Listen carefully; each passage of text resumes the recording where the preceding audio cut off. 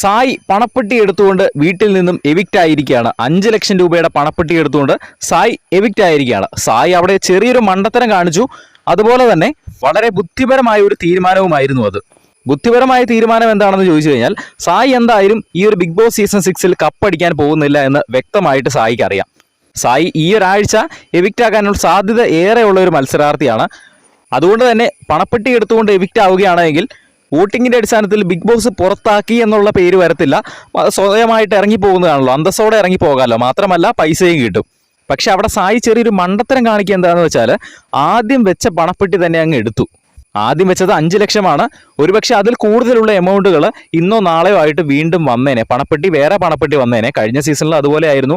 ആദ്യം 3 ലക്ഷം, 5 ലക്ഷം, അതങ്ങനെ അതുപോലെ തന്നെ 1.5 ലക്ഷം, 6.5 ലക്ഷം, അതൊക്കെ കഴിഞ്ഞിട്ടാണ് ഏറ്റവും അവസാനം 7.25 ലക്ഷം രൂപ വരെ വന്നത്.